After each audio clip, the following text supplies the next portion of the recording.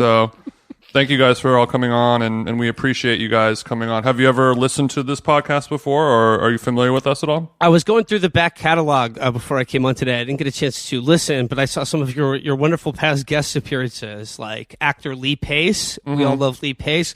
But what really sold me on coming on the show was, of course, you interviewing Bob Guccione Jr., Okay. And, as someone who, Penthouse was my favorite pornographic magazine, I simply have to doff my cap to you gentlemen for scoring a get like that. Trust me, if you guys want to have him on your show, he will do it very easily, no problemo.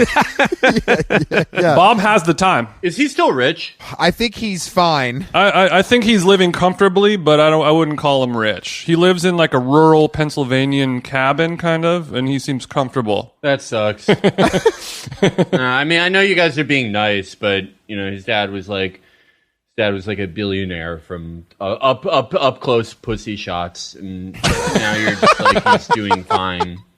He told us a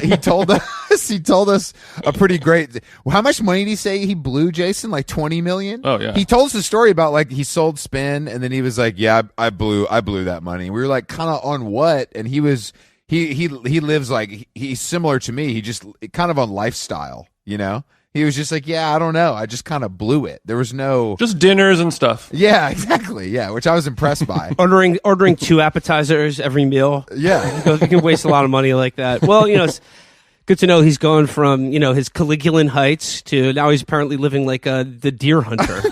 He's living like Robert De Niro in The Deer Hunter. I will say it did. His Zoom location was giving basement, it didn't make me feel like super success was kind of happening. I think he has a life partner concubine kind of in there. Like she doesn't get to go to Costco and do the shopping. She kind of has to stick around.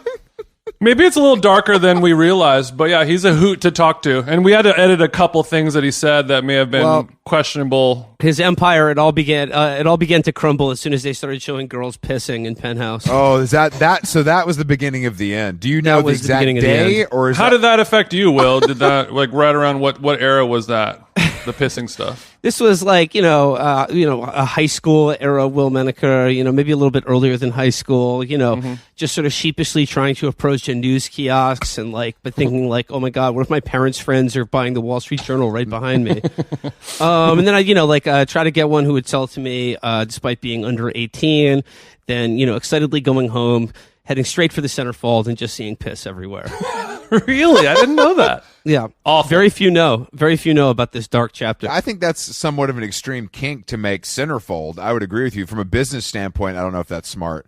Not only for your jerking off, but for business, I don't know if that's good. Hey, Felix. Felix, I noticed you took a sip of a beverage, and it seemed to have the plastic rings of the 6-pack still on the bottle. Could I take another peek at that? Mm-hmm. Yeah, it's Mountain Dew Zero. Okay. Bro. All right, so hold on. I just want to be clear. Are you guys in New York or LA? Where are you guys right now? I'm in New York. I'm in LA. Me too. You guys are also a bi-coastal podcast, correct? Yeah, it's all right. We're always on the move. Bi-coastal elites. We're bi-coastal. The podcast is elite. Yeah, it's kind of a combination. Felix, is there a reason why you do the ring on the Mountain Dew? Is it an aesthetic choice, or is it not a decision at all? Yeah, I wanted to kill sea life.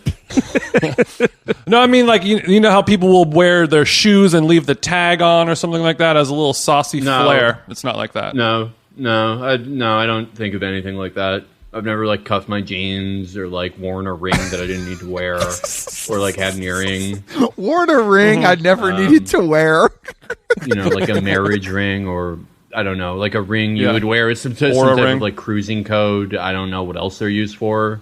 The secret ring. I mean, my guess, knowing Felix as I do, is that every time he got one of the Mountain Dews, he would pull it off the ring. Mm-hmm. But when there's only one Mountain Dew left, you don't need to pull it off the ring. I see. You can lift it the same as you would without it taking it off. Now your Mountain Dew has sort of a caddy, a sort of a drink caddy you can carry around with you. Yeah, and then when you have the empty, taking the ring off is one more thing you can do that day when you're at your desk.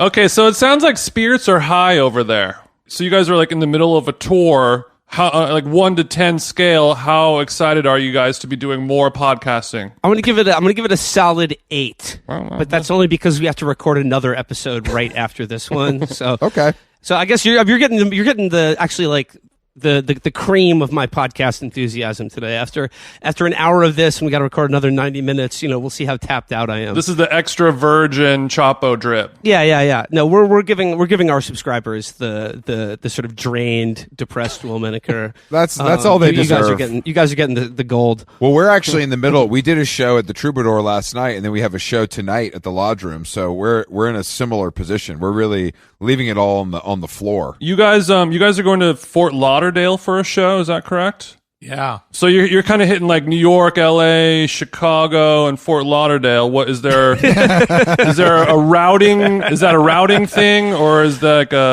is there any reason other than someone in Fort Lauderdale said, "Hey, here's a bunch of money"? Or did you not kind of give your agent at William Morris a Hanukkah gift last year? It's a great airport. Well, the idea was we wanted to do 3 big shows in the 3 biggest markets, pack them in. Mm-hmm. So that was Chicago, New York, and LA. And then none of us have been to Miami. None of us have been to the tip. What? Just the tip of Florida. Will has been, I believe, but the rest of us haven't. And right, he's been to the Keys. I've been to the Florida Keys. I've never been to Miami. Yeah. So we wanted to do that, but we couldn't find a place in Miami to perform. So we're doing it in lovely Fort Lauderdale. Okay. Thankfully, not Fort Myers. Yeah, Okay. that's a common mistake, but why? Okay, I'm reeling from the fact that between 3 white men, no one has been to Miami. Wait. Is Miami supposed to be like a white enclave? No, Like a famous city no, for definitely whites? not. But it's like an East Coast. I thought you guys had lived in New York. All of you had lived in New York at some point. It's a common Like a snow bunny kind of thing for the New Yorkers to come on down. Will has lived in New York his entire life, and he's never done that. I guess he's just not cool enough. He's not an Art Basel type of guy. I wouldn't even say cool. I just think, Will, do you like the beach? You want to touch the sand? Get that sand in your Not really. hair? Okay, I didn't think so. You don't look like that. Big plantain guy. Yeah, no, yeah, thanks. No, I don't mean. Yeah, are you into Cuban food, Will? I'm okay. Like a number of things complicate me going to Miami. Okay. One, everything I've said and done with my public platform, which has, I'm sure, not endeared me to Miami's Cuban population. And number 2, I was like I wouldn't say barred from visiting Florida, but under advice of my attorney, I was counseled not to visit the state of Florida while a libel lawsuit was still ongoing against me. Shit. So, but that's over now. I can finally visit the Hell Sunshine yeah, State, bro. free and clear. First day out. So you guys are going to tap in with DeSantis as soon as that shit was canceled. You're ready to build. Oh yeah. Oh yeah, linking and building. Yeah. Yeah. What's the ticket sales? L.A., New York versus Fort Lauderdale. Well, it's a smaller venue. Yeah. We didn't go big because we know you Smart, don't want to try smart. to sell out a big room in Florida. What are you going to a show for? Your brains have been cooked into a fine goo. You're not standing in line to sit and listen to some assholes talk when you could be at the club. It's notoriously a bad comedy town, from what I've heard. But you guys do a little. I mean, what does the live show consist of? Because we're in the middle of a tour as well. You guys do visual stuff as well, but how much of it is kind of off the dome versus rehearsed and scripted? Well, the majority of the show is still close to what we do just on a regular weekday, in which is like that. We'll have 4 or 5. I'll have each 40. There's like 2 45-minute acts, and then I'll have like what I think will be enough material to like get us through 45 minutes. But like the majority of what we're doing is, off the cuff reactions to things I'm reading or topics that I'm bringing up. Mm-hmm. But I mean, all credit due to our wonderful collaborator and producer, Chris, who has on each tour like up the stakes of like making these live events into real like sort of live experiences for the audience. So on this tour, we have opening music acts for us. We have stand-ups also opening as well. We have a amazing animated short film. I've got a giant for the LA show. Chris had to rent like a projector capable of projecting something on like a just gigantic fucking thing, because like the venue in LA had their own projector, but to use it would cost us $10,000. So Chris went into producer mode, and we got our own projector to supply. Because without some sort of visual element, it's just like I still feel a little sheepish about the idea of like people paying to just see 3 guys talking and what could otherwise be their living room. We go raw dog without a bag. We bring up a guest, but I think the visual thing for us, it felt like a little more complicated. But I do like it. I've seen it work a lot, but it felt like a lot of extra work, honestly. Yeah, I think it's a great idea, and if we ever get a producer, Chris, we will do that. But it just seems like, but I sort of feel a little similar, like imposter syndrome of like charging people, all of this money to have 3 dudes on stage being like, "LOL, isn't it awesome when this happened?" kind of thing. Yeah, no, we were in New York, and we had hired a photographer to take some back behind stage shots, and when we were performing, and she wasn't really familiar with us, and so she asked, "Oh, what are you guys, an improv troupe?" And I was like, "What? No, what?" Yeah. But then I thought about it for 1 second, and I was like, "Oh fuck, we are." No, we're not. No. I'd rather she asked us if we were like a traveling group of professional pedophiles. Otherwise, I will not take your photo. What's the argument against it? Like we, instead of like having the audience say like, give me a profession and a setting, it's like, okay, give me an article. Give me a sexually perverted Republican, and then we just go for it. No, I've had the similar awakening where I realized that our live show was more improv than anything else, and it was a hard pill to swallow. But you can do. I guess you could make improv better. I mean, I don't know. For the live shows, like I try to plan out a little bit more thoroughly than for like a regular recorded show, because there really is no safety net. And if one of the topics or like potential lines of inquiry or digression doesn't really pan out, and then I'm like, oh fuck, we got 20 minutes left to fill, then I'm just like, oh, then you're fucked. Then I'm just like looking at my phone, start being tap like, dancing. What happened in the news today? Speaking of digressing on stage, how often do you guys get into your personal lives? On the show and on the pod, I should say. When we're on tours, we certainly like to talk, to lead in, to just talk about our experiences in the cities that we're in. Before that, what we've been up to, why those cities suck and are lame. There we go. Not as good as where we're from. There we go. That kind of thing. You should hit Denver, bro. It's really easy there. But actually, you guys did just hit Denver, or one of you hit Denver. I did. on a wicked layover, right? Yeah, that was me. On a Masonic layover. Let's go, Brandon. I guess more so, less of like what y'all did that day, and more of like your actual personal lives, like your relationships, your romantic interests, or anything. Like how deep do you go in that world on your show? I think anyone who listens to the show is aware of, at the very least, my relationship, because my girlfriend Catherine is often a guest on the show, and I feel like we have sort of a semi-public facet to our relationship. But like, I'm not talking about like what we had for dinner, or just like personal details. Like, I mean, if something amusing happens, we'll share that story. Like Matt shared a wonderful anecdote about walking around Brooklyn with holes in his pants and losing his phone. So that'd be you got to be careful. You got to be careful about what you give to the hogs, because once you give it to them, it no longer becomes yours. No, it's so it's true. I mean, do you hate your fans, or are you good with it? Absolutely. There we go, my man. I knew I stood with you. Yeah, I've never heard hogs. I love that, by the way. Hogs is nice, very nice. We're gonna take that. Just FYI. But you guys do you did do Patreon, so you are indebted to these payers, correct? Do you feel like that or no? Wrong. No, they're indebted to us. Okay, so what do you give them for their paltry sum? 4 hours of escape from the miseries and doldrums of their pathetic, banal existence. Okay, so you're not giving them. You're not doing like, you're just doing extra audio content. You're not showing feet. Yeah, no. We've been very proud that we've only had one Patreon tier throughout our entire career, and actually, no. Now we have two Patreon tiers. One that's we lowered the Patreon tier to cover some weird tax thing that Patreon was doing to keep it at an even $5 a month.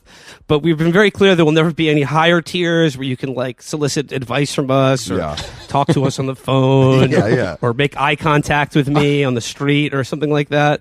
No, we will never sell out to our fans. Okay. We're in the throes of making some decisions about the future of How Long Gone, so it's nice to get advice from real money makers in the space. That's right. Money getters. When people do those Patreon tiers that are like, oh, you can join a special Discord group that we're in, the hosts of the whatever the show is about, we gender swap the X-Files and imagine what the episodes would be like. We're going through the entire series. You know, we're a leftist podcast about the Hardy Boys, that type of show. It's a sign of desperation. And I think so too. I think don't so too. tell the audience anything about my life, really. Like, they get broad strokes. They know what shows I'm watching and, you know, what kind of Wikipedia articles I'm reading. You know, am I reading about Hitler this month or am I reading about crime? So I don't know. That's true. It's always very noticeable. It's like, oh, Felix has been doing deep dives on Game of Thrones lore. Yeah, but they've never known, like, who I've dated or anything like that. I don't, like... Is that by design? Yeah. Okay. I don't, they're, like, most fans are, like, by and large, like, incredibly normal. Yeah. But if you get, like, 1% of however many 100,000 or, like, you know, 1.5 million, that's enough people to, like, find whoever you're dating and be like, I have a new stage of cancer. I have stage 4.75 cancer. I'm dying in 90 minutes. Can you print out a picture of me and shit on it? I've always wanted a 5'9" woman to do that to me. But no, I don't want them to interact with them. I'm going to cancel your Patreon if you don't send me this photo. Yeah. We talk about LA and New York and like restaurants and places that we go. But I don't think that you guys probably attract more freaks than we do. I'm not like scared for my life. I'm scared for having a bad conversation. I wish I was scared for my life. No one. There's so many like schizophrenic people who contact me and are like, "You're targeting me," and it's like, can you please bring a gun to a show or my house? Do something besides message me. Just get this over with. Yeah. So you're saying let's escalate this and get it over with. I'm tired of the messages. Well, yeah, okay. Either I die and then that's not my problem anymore, or I prevent a mass shooting and that's everyone's happy for me, and you know the show that's like a big news story for the show. Make a little great more. PR on that one. Get some earned media out of that one. Yeah, earned PR. I'm non-fatally injured, and then I get to eat the Jell-O that's at the hospital. You can message girls about it. Yeah, I can talk to girls about it. Or I don't know. There's like a fourth one that I haven't figured out. Like they kill my friend, and that would be sad, and I would feel responsible for that. But I would get over it. Is the thing. So all of these situations still work out financially, except your death. Yeah, and even then, well, like the show would do better. It would. Tupac style. If you guys lost Felix to a fan murder, that would kind of really pump you guys up numbers wise. Felix, what about the DMs from the ladies? Do you have a policy on fan fucking? I think it's insane to like fuck fans. I think that's like mentally ill behavior because you're not a real person to them, and no one on the internet is like actually a real person to you. You're so abstracted from what you actually are like and how you actually behave that there is no actual human connection. And it's insane to be someone who somebody listens to every day and you're this like dehumanized voice that they look forward to. And then you can like go into their life and make physical contact with them and be like, you know, make them excited or let them down or upset them and leave them as any normal person would. I feel like it's a recipe for tears. I do not understand people who like habitually do that. Besides just being horny, but like you can check off. I'd like to make a slight addendum to that. I totally agree with Felix's never fuck fans policy, but I will say it is okay to fuck guests of the show. Yeah. Because that way you encounter each other as equals. You know, there's not Damn, I used there's to do not that. any kind of power imbalance or whatever. And I say this because Catherine was actually a guest on the show. That's how we met. But you know, I'm open. Okay. You know, I'm open to other arrangements as well. Slavo Zizek, do you hear me?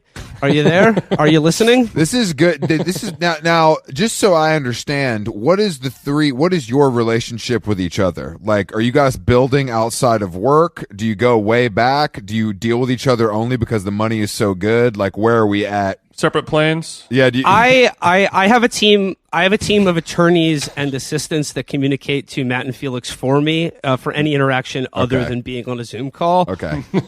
Don't like them.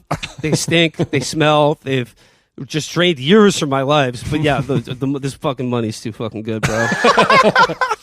Do you? That reminds me. Like, do you ever feel like you're having a conversation with the three of you guys, and it's going so well, or like you're having a conversation that's not being recorded, and you feel like this is a waste of my time? Like I should save the talking. No, No. because if we're doing it and it's really funny, there's no way we could release it. It's too hot for TV, is what you're saying. Exactly. Yeah. Okay. It's like not that it's like we're doing racism or anything like that. Just that like it's subject matters and shit that we just wouldn't want to deal with. There's got to be a way to tap that. Maybe if there's a private Discord server or something, you guys could drop all this cool. Let me tell you guys, not racist. you guys ever heard of newsletters? It's kind of a thing now. You could maybe monetize this somehow. You know what I mean? Just kind of get the transcripts out there. That's the part that I don't like about the Patreon tiers or the Discord things. It's like here we say retard and gay a little bit, but if you paid $10 a month, we say it like so much more. I think it's unethical to monetize that kind of hatred. I prefer to just enjoy it, privately. Yeah. In your IRL third place, not your digital third place. Yeah, exactly. Discord is the digital third place. The barbershop. We have talked about that, like a $1,000 a month. Like you can listen whenever we're in a car. There's a private stream. Like we're in a car ride that takes over an hour. I'll give a hypothetical thing we would talk about that we wouldn't actually talk about. What would it be like to like murder somebody specific with a harpoon? How funny would it look? Okay. What would their face be? But like, yeah, that type of tier. But it would have to be, I don't know. There would have to be some technological advances for us to do that. I mean, like there are people, for instance, that we find it humorous to imagine what would it be like, or how would you react if you saw them walking towards you, like you're walking towards them, they're walking towards you down the street, and then out of nowhere from behind you, a full knight in armor on horseback just swings through and stoves in their head with a fucking mace. Like, what? How would that make you feel? How would you react to that? Well, how would you react? And it's just like, well, it's just the people that we're talking about this happening to are essentially. There's no angle in there to do this publicly. There's no end on my part. I mean, I'm a money getter. And there's no money to be gotten there. As a guy who's been sued for libel, and sounds like you came out on the other side, that's you've exactly learned right. you didn't lose any money, or you probably spent a little. Well, actually, I don't think it is libel to fantasize about someone dying. I think it only is when you record it and put it out. I think that's when the issue starts. I don't think there's issues before that. As a self-proclaimed money getter, what is the next plan, or what is the next step on the money plan for you guys? Let's talk real numbers here. Are these dorks buying hoodies or what? We can't keep fucking hats in stock long enough to meet the demand, Like Kanye, bro. Yeah, exactly. We've got our own line of amusing T-shirts with political slogans coming out. But are we going to do TV? Or are we gonna? Is there another tier going on that's the final peg? You guys bringing Air America back? TV, movies, radio, animations. It's all in the mix. We got a lot of irons in the fire, but like the Chapo World Enterprises, I've got to start with a couple things. Buying proproperties. Yeah. Gotta have properties. Buy dirt, baby. Buy dirt. And what do we do with those real estates? Turn them into restaurants. That's the best thing you can do with money. I'm looking to start about, in the next year, conservatively, we're looking to open between 15 and 20 restaurants within a 10-block radius of downtown Los Angeles that all serve the same thing. Okay. You're printing money. Yeah. Yeah. Have you guys been approached to invest in any shit now that you guys are stacking guap? No, actually, no. Yeah, no. No.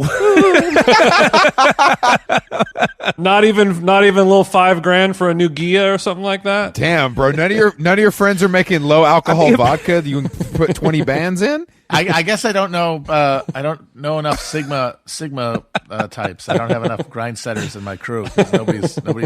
Nobody's got the vision. Sigma types. What kind of celebrity listenership do we have? Do you guys know any big names that are checking you out? You see the Patreon data. We can get a How Long Gone exclusive here. I got one. This is my favorite Chapo celebrity fan. When Laura Linney won an Emmy for Ozark, she was not in. I think this was during COVID, so she was like remote to hear her accept the award, and she was sitting in her living room and very visible on a coffee table behind them, propped up very clearly so the camera could see, was our book, The Chapo Guide to Revolution. I'd like to think it was our girl Laura Linney, but I'm almost certain it was her husband who was sitting next to her. Almost certainly. Number one celebrity fan, Laura Linney's husband. Wait, who was? Wait. There was another actress who like had they did that Vanity Fair like house tour thing in her house. Oh, is that the one from Guardians of the Galaxy? Karen Gillan? Karen Gillan, yeah. She had our book, but there's been no further developments about that. She's like never contacted us. Okay. She hasn't like made a burner account. Karen Gillan starred in Guardians of the Galaxy with your boy Lee Pace. So let's link and build right now. Could you just give me Lee Pace's email address? We can edit it out of the show later. I didn't know you guys were because I didn't know you guys were so Lee Pace pilled, but I didn't know we had 3 leapfrogs in the building. I don't know who is this. Who is this? No, I like legit. I don't know. So he's an actor who's like 6'6", very hot, and also gay. Okay. Men and women universally are obsessed with him. You know, he's just like a sweet, awesome guy. You know, he's had a big moment in the last like year, I would say. He's also in Bodies, which was kind of popular, and he played like a funny boyfriend. Okay. After all these big giant fucking MCU, I think is what we call those movies. What do we call those movies? Yeah, the MCU. Yeah, so he was in Guardians of the Galaxy. He's a very handsome, very good actor. So women and gay guys, you got to figure that's like 60% of the world. yeah, That's pretty good for him. yeah. No, that's great for him. That's great for him. But also the straights want to learn from him. Yeah. So their attention is there. It's just not as sexual. What am I going to learn? Like better genetics? Just maybe. I mean, not so that maybe hemlines. Yeah. Just charm. You know, a little how to get No. a twinkle in your eye, perhaps. No. No, not so much. Too late for that, I think. What do you think you bring to the table, Felix, besides money? Like with a woman? Just in life, like why would anyone be No, friends with listen, you? I like with a woman though. but I with like a woman is more important. Well, I mean, like women's attraction matrices are so complicated that, like, yes, in a vulgar sense, like, yeah, a Lee Pace type character, a 6'6" handsome man who's an accomplished actor, and he's a little bit goofy, but he can be serious. You know, I'm assuming. I don't know anything. that's a pretty good summation. Yeah, you got him. that's going to be huge, obviously. But women know that not every guy is like that. And the thing is, when it's time for a woman to, you know, crank off, what is she thinking of? Well, sometimes Lee Pace. Other times she's thinking about a kind of ugly history professor who was rude to her 12 years ago. And so you have to, you know... do a hate crank. Yeah, well, she, you know, who knows why she likes that? You don't know? She doesn't know. That's what I do with Z-Way. Yeah, exactly. Imagine you're on that couch being asked, like, how many black women do you follow on Instagram? You don't know. This is the first time anyone's asked you that. You know, women don't like it when you go too far out of your way to impress them. Yeah. You're like, oh, I arranged a fireworks display. Oh, I know what restaurant we're going to tonight. I called your mom and found out what your favorite Gatorade flavor is. Yeah, I found out. Oh, I found out. You know, your sister has a blood disease. I diagnosed it. I mean, okay, so do you have a car, Felix? No. Okay. Not really. I mean, I will eventually. It's not really important to me. So you live in LA and you just kind of lift around, or are you a cyclist? No, I will never ride a bike. I like walking. That's the lost art. What part of LA are you in, if you don't mind? I'm in La Brea. It sucks. I'm not gonna live here once my lease is up. I could see you being a Venice guy. You seem like a beach lover. No, not really. I'd like to go to Glendale. Okay. You want to come over where Jason is? You're a suburb guy? I think he just likes being around Armenians. Felix, we can talk offline. I'll show you some properties around. There's a lot of stuff popping up. Matt, what part of town are you in? Silver Lake, baby. Okay. When you guys hit the town, how often are you guys getting spotted? Like when you're at Erewhon, do they notice you or recognize you by your voice or by your looks? They usually recognize me in Erewhon because I'm being led around on a leash by my dom. And they're like, oh, it's that guy. Yeah. There he is again. Just trying to get some dried mangoes. Move it along. If we have guests that we feel like are worthy of this category and this subject, we like to ask them top 3 dead or alive prescription pills. There's 3 of you guys, so you can either pick one each, or you can just rank your top 3 pills, uppers, downers, whatever you guys like. Okay, it's my top 3 pills of all time. Got to go with the old standby ibuprofen. Very good. What brand? I just just the generic ibuprofen. Kroger. Not a generic guy. Come on, bro. Yeah, really? Not Motrin? I like the Dayquil, NyQuil gel caps that come in the same package. So you can That's nice. That's go smart. up to start the day, go down to bring it in for a landing. And then I don't know, my third favorite pill of all time. Just ecstasy.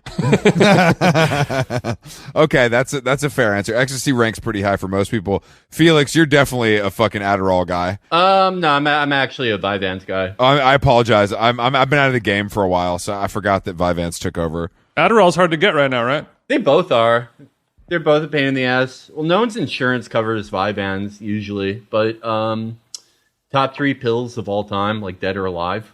That's right. In circulation or not. Mm-hmm. So we're going to go with Oxycontin 80 milligrams. This is a pill that is not in circulation anymore. Let's go, my man. What do I associate most with the late 2000s? The Oxycontin 80 milligrams. Full transparency, Chris has tangled with the Oxy in his day before. Well, that's why I'm getting excited. Yeah, I mean, as you know, the marquee pill now is the M30, most versatile Percocet. But the Oxycontin M80, or the 80 milligram, rather, was a sign of Bush-era excess that maybe will never be repeated with pills. But another discontinued pill, Quaaludes. Wish I could have tried it. And you've never seen one. You've never heard any lore of somebody having a couple somewhere in New Hampshire or something. Heard a ton of accounts of people having them, personal accounts. Yeah. But no, I have never seen one. I've never touched one. So the Perk 30 is a popular one right now. I haven't even tried that one yet. That's it's the most common imitation. It's the most common press. It's an easy design. The M30 is probably the most popular one. Last one, let's go with an upper. We're going to go with Dexedrine. Okay. Oh, a classic throwback. You're on your Marilyn Monroe shit. Okay, that's nice. Dexedrine, you can use it if you're Marilyn Monroe, but you can also use it if you're a pilot. Because Dexedrine is a prodrug. It's not like amphetamines where it can be made time release, unless you drink orange juice, then it's going to hit you all at once. Dexedrine is the best thing to take if you have to fly the U-2 spy plane for 28 hours. Felix, your knowledge about pills is blowing me away right now. I'm quite impressed, and I'm glad that I asked you guys this random question. Thank you. I'm a Wikipedia scholar, and I'm one of the only people who's actually given them money. That's crazy. All right, Matt, what about you? Oh, I defer to Felix on all matters of prescription and non-prescription pills. I'm not really a pill guy, so you guys aren't really drug users in general. A little cocaine back in the day, maybe a little CBD gummy before bed, but that's about it nowadays. Oh no, I do plenty of drugs. I just don't generally do pills. I do. Yeah, sure, whatever you say. This is a Molly show. Really? Is that right? I would say so. Moon rock? Wait, I've never heard it called moon rock. You never had moon rock? Yeah, moon rocks are just kind of like the more crystallized. Oh, yeah. In that case, yes. Where you can get one big nugget of Molly, you know what I mean? Break it up. So you 3 are in the back of the Escalade going to a show just rolling as bros? Or do you save that for your free time? Yeah, what's your favorite set and setting for a Molly dose? I don't think you guys are really raving. Well, not before a show. I don't think that would be a very good show. Just stroking each other's faces. I don't think that'd be funny. Unless you guys are DJing. Yeah. But do you use it with a romantic partner? Do you just do a little Molly bump at a house party? How do you guys prefer to do it as intellectual Molly users? It's fun when you're kind of going out. It's fun when it's a smaller group of people. It's fun with a romantic partner. Mm-hmm. It's fun as long as you do not do it every week or every 2 weeks, as some people do. Do you think do you think that's because it doesn't hit as hard, or you're saying that it becomes an addiction? Turns your brain into mush. It burns your the way that it works. Yes. It releases all your serotonin at once, and you can't keep doing that that frequently. So you're saying, so what do you think the recommended time between usage should be? I mean, people honestly say to be safe, you should do 6 months, but most people who do it and don't do a ton of other drugs do it safely like 3 or 4 times a year. It would be nice if you could do it, significantly more, but that is unfortunately the case. Yeah, I gotta live here. Okay. Jason's Good got to a know, nice guys. plug on the moon rocks. You guys let him know if you need anything. Yeah, I can probably get you Addies too if you need that. We have like a weird segment on the show where people will send us the drug dealer menus, like the current 2022 drug dealer signal messages. And now people are selling other products besides standard cocaine and mushrooms and stuff like that. You can buy natural wine and They'll deliver a whole party pack to you, and the menu is designed like full graphic designer, 2022 infographic style. provisions shop. Can I read you a signal message I got just the other day? Certainly. Love that. Would love that. Sativa divas and pumpkin spice bitches. We have you covered. New sativa selections in all tiers. Capital letters. Exclamation points. Are you amped? We're amped. Ask about our new secret menu selections. More exclamation points. High as hell every day from 12 to 9. Okay, are you a sativa diva or are you more of an indica couch? No, I prefer indica. Sativa gives me it's too many thoughts. Mm-hmm. I don't want to be thinking about lost loves and regrets. I'm just trying to watch TV. Yeah. I didn't know. I've never used Signal. Is that something you guys use a lot in your line of work? I mean, we just use it to coordinate when we're recording. So, I mean, we could easily do it over. I don't know. I just like to have 2 different messaging services for work related energies and the standard iMessage for just bullshit or social life or things like that. I see, but you want it to be encrypted versus WhatsApp. No, I don't really give a shit about being encrypted or not. Yeah, the fact that it's on Signal is such a Trump era relic where it's Trump's gonna kill everyone who emails for a living. Let's all get on Signal. I mean, I find that sort of paranoia to be a little silly, especially from people that, like you said, email for a living or coordinate stuff. But there was a time where regular people really thought they needed to protect themselves against the higher powers. Yeah. I don't think I need military level encryption to book Ian Fidance on the show. I don't either. saying? I don't either. I would never. I mean, even buying drugs, I'm pretty sure you can just do that over iMessage and it's going to be fine. I'm pretty sure drugs are legal now. Yeah, Yeah, I think so it's too. fine. I think so too. If they really want to read your shit, they're going to. Yeah. What are you going to do? SMS is encrypted or iMessage is encrypted, Everything is encrypted. It's just how much time do they want to spend to read your shit? Chances are not that much. Do you guys put tape over your camera when you jack off on your computer? No. No, because I want people at the NSA to be basically essentially assaulted Yeah. by me. Yeah. It's their job if they want to Take see a me jack gander. off. You want to have see the at it. hog? Take it all in. I'm busting ropes for you. I never understood the tape over the camera. I always thought that was some dorky agency guy. I never understood that. I think it's a bad look. It's a placebo thing. It just makes you feel. It makes me more relaxed in my sphincter. Well, I mean, it's just it's this dichotomy between the fact that thanks to technology, literally the thing you carry in your pocket on your person at all times literally tracks every movement you make and records every word you say within a 10 feet radius of it. But at the same time, we're all broadcasting our thoughts, locations, inner feelings, secrets, bank codes. We're doing that more or less, willingly every single day. So, I mean, my attitude is there's so much data out there. It's just a question of what they want to pick up and look at. And the answer, and my thing is like Felix said, if they really want to get you, they're going to fucking be looking at through your fucking laptop camera. They're going to be listening to you through your phone. They're going to be tracking you through GPS. They're doing that shit anyway. But it's just a question of are you going to let it sort of dictate the terms of your own life to you? Mm-hmm. I hope they don't look at Slack. That's going to kind of fuck me up a little bit. I cannot imagine that people would waste their time looking at Slack. You mean me as a working man, or you mean the government, the government, higher power? Okay, if you had unlimited surveillance and eavesdropping power, would the first place you go, would that be Slack? I mean, I don't know what's going down on Slack these days. You never know, dude. It's I feel like the move to Discord is going to eventually backfire. Everybody's going to go back to Slack. Actually, Well, yeah, I mean, like, people's bosses are going to get groomed on Discord. That's not good. You guys don't have I mean, obviously you guys there's multiple Discords and Reddits and all that stuff for your podcast. Do you guys rarely get in there and sniff around and answer questions, or do you have a policy of not looking at all? That's a hard no look policy for me. It's just like I mean, occasionally I will see. Yeah.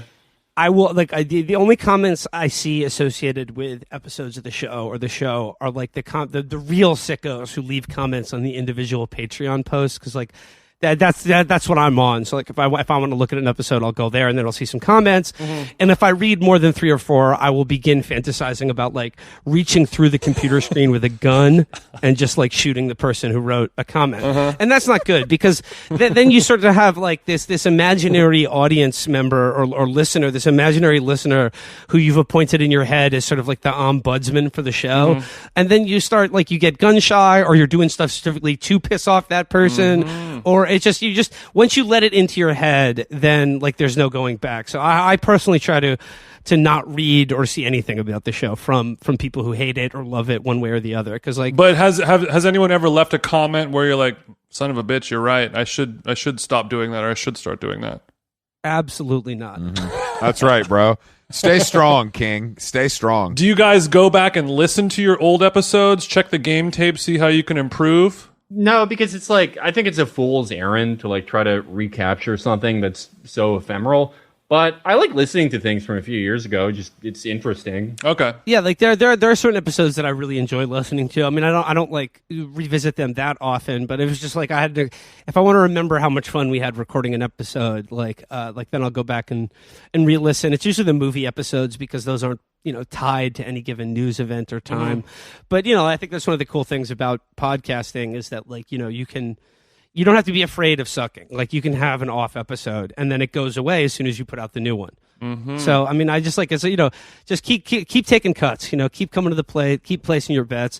It's just like once it's over and you hit publish on it, it blows away like a sand mandala as soon as you publish the next episode. So I think that's sort of one of the benefits of being funny in the podcast medium. Huge. Yeah, I mean, if you write a bad book, you're sitting on 2 years of pure pain. Yeah, you're shackled to that fucking thing. If you write a bad book.